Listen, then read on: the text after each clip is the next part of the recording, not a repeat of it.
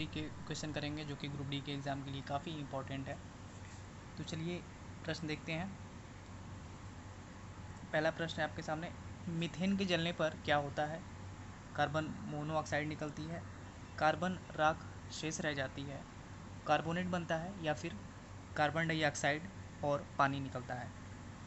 तो आपका जो राइट आंसर होगा वो ऑप्शन नंबर डी हो जाएगा, कार्बन डाइऑक्साइड और पानी निकलता है। इस चीज़ को ध्यान रखेंगे आप।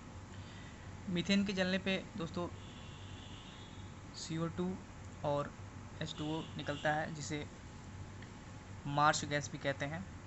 ठीक है, इस चीज़ को ध्यान रखेंगे आप। मीथेन गैस एक बायोफ्यूल गैस है, बायोफ्यूल है जो कि दलदली स्थानों में जंतु और वनस्पति पदार्थों के सड़ने के कारण उत्पन्न होती है। मीथेन में धुआं नहीं होता है, इसमें काफ़ी मात्रा में ऊष्मा पैदा होती है, इससे प्रदूषण नहीं होता है। तो चलिए आगे देखते हैं नेक्स्ट क्वेश्चन। आगे क्या पूछा गया है, हाइड्रोकार्बन के पूर्ण दहन के परिणाम स्वरूप निम्नलिखित में से क्या प्राप्त होता है? तो आपका राइट आंसर हो जाएगा carbon dioxide, option number B, और जल। तो कार्बन और हाइड्रोजन से बने कार्बनिक यौगिक को हाइड्रोकार्बन करते हैं, इस चीज़ को आप ध्यान रखेंगे।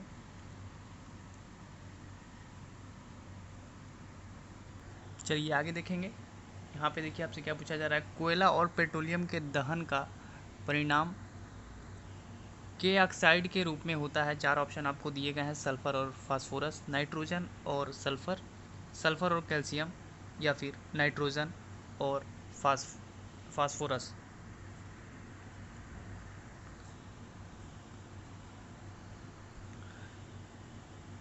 तो कोयला और पेट्रोलियम के दहन का जो परिणाम होता है वो नाइट्रोजन और सल्फर के ऑक्साइड के रूप में होता है। इस चीज़ को आप ध्यान रखेंगे, ग्रुप डी में पूछा गया है 2018 फर्स्ट शिफ्ट में ये क्वेश्चन।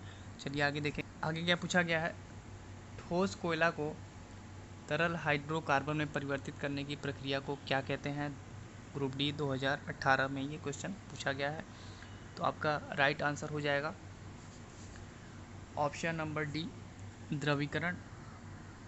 ठोस कोयला को तरल हाइड्रोकार्बन में परिवर्तित करने की जो प्रक्रिया होती है उसको द्रवीकरण कहते हैं। यह वाष्पन या फिर वाष्पीकरण की विपरीत प्रक्रिया है, इस चीज़ को ध्यान रखेंगे। वाष्पन में क्या होता है कि द्रव जो होता है, द्रव पदार्थ, वो वाष्प में बदलता है, लेकिन द्रवीकरण में क्या होता है कि इसमें वाष्प द्रव में बदलती है। इस चीज़ को ध्यान रखेंगे आप। आगे क्या पूछा गया आपसे, जीवाश्म ईंधन जलने पर मुक्त कार्बन, नाइट्रोजन और सल्फर के ऑक्साइड क्या कहलाते हैं? चार ऑप्शन आपको दिए गए हैं, अम्लीय ऑक्साइड कहलाते हैं, या फिर उभयधर्मी, या फिर मूल, या फिर निष्क्रिय ऑक्साइड। तो आपका जो राइट आंसर होगा वो ऑप्शन नंबर ए हो जाएगा, अम्लीय ऑक्साइड कहलाते हैं। जीवाश्म जो ईंधन होते हैं उनके जलने के उपरांत नाइट्रोजन, कार्बन और सल्फर के ऑक्साइड उत्पन्न होते हैं, जो वर्षा के जल से क्रिया करके अम्लीय ऑक्साइडों का निर्माण करते हैं, जिसके कारण क्या होती है कि पृथ्वी पर अम्लीय वर्षा होती है। चलिए इस चीज़ को ध्यान रखिएगा। आगे देखेंगे, एलपीजी का मुख्य घटक क्या है? तो एलपीजी का मुख्य घटक क्या है? तो आपको चार ऑप्शन दिए गए हैं, मेथेन, प्रोपेन, एथेन और ब्यूटेन। तो आपका राइट आंसर हो जाएगा ब्यूटेन। ग्रुप डी के में ये पूछा गया है 2018 में। पेट्रोलियम में क्या होता है कि लगभग 20% हाइड्रोकार्बन की जो गैसें होती हैं, यानी कि मीथेन हो गया, आपका एथेन हो गया, प्रोपेन हो गया, ब्यूटेन हो गया, तो ये सब होती हैं। इन्हें पेट्रोलियम गैस या फिर ईंधन गैस भी कहते हैं। इस चीज़ को ध्यान रखिएगा, क्योंकि ये तेज़ी से जलकर पर्याप्त ऊष्मा प्रदान करती हैं। और इन्हें जब प्रेशर डाल के, जब हम लोग प्रेशर दे के द्रवीभूत करते हैं, यानी कि लिक्विड फॉर्म में जब ये होती हैं, तो उसे हम एलपीजी कहते हैं, यानी कि तरलीकृत पेट्रोलियम गैस कहते हैं। उसे हम लोग लिक्विफाइड पेट्रोलियम गैस कहते हैं, पेट्रोलियम गैस कहते हैं, यानी कि एलपीजी। इस चीज़ को आप ध्यान रखिएगा। और जब गैस निकलती है, कहीं लीकेज होता है, तो उसमें रिसाव का पता लगाने के लिए उसमें एथिल मरकैप्टेन मिला दिया जाता है। मरकैप्टेन नामक पदार्थ मिला दिया जाता है ताकि पता चल सके। चलिए आगे देखिएगा। आगे क्या पूछा गया आपसे, का प्रयोग कारों में पेट्रोल के साथ ईंधन के रूप में भी किया जाता है। तो किसका प्रयोग पेट्रोल के साथ ईंधन के रूप में किया जाता है? 4 ऑप्शन आपको दिए गए हैं, बेंजीन, एथेनॉल, ब्यूटेन या फिर एल्कोहल। ये भी ग्रुप डी में पूछा गया 2018 में, काफ़ी इंपॉर्टेंट क्वेश्चन है। तो आपका राइट आंसर हो जाएगा ऑप्शन नंबर बी। एथेनॉल क्या है? ये एक एल्कोहल है, ठीक है। और एथेनॉल को, इसका जो अणुसूत्र होता है ये होता है C2H5OH। आगे देखेंगे, पीतल निम्न में से किसकी मिश्र धातु है। तो किसकी एक मिश्र धातु है, किससे बनी है पीतल?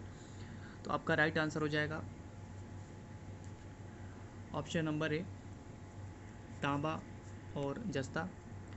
इसमें क्या होता है कि तांबा 70% और जस्ता जो होता है वो 30% इसके मिक्सचर से बनाया जाता है। तांबा और टीन के मिश्रण से कांसा तथा तांबा और जिंक और निकेल के मिश्रण से जर्मन सिल्वर का निर्माण होता है। तो इस चीज़ को आप ध्यान रखिएगा। आगे देखेंगे, पूछा गया है सोल्डर यानी टाका जो होता है उसके घटक क्या हैं। ये देखिए क्वेश्चन आपको काफ़ी इंपॉर्टेंट है। ये 2018 में फर्स्ट, सेकेंड और थर्ड यानी तीनों शिफ्ट में ये क्वेश्चन लगभग पूछा गया है ग्रुप डी के एग्ज़ाम में। तो जो सोल्डर है वो टीन और लेड का, टीन प्लस लेड का घटक है, यानी कि ऑप्शन नंबर जो आपका ए होगा वो राइट हो जाएगा। तो ये हो गया टीन और ये हो गया लेड, तो ऑप्शन नंबर ए आपका राइट हो जाएगा। चलिए आगे देखेंगे। आगे क्या पूछा गया है, टंगस्टन का गलनांक है। तो टंगस्टन का गलनांक क्या है ये आपको बताना है। तो आपका जो राइट आंसर होगा ऑप्शन नंबर ए हो जाएगा 3380 डिग्री सेल्सियस। ये आवर्त सारणी के छठे समूह का तत्व है। इसका उपयोग विद्युत बल्ब में फिलामेंट बनाने में किया जाता है। तो इस चीज़ को ध्यान रखेंगे।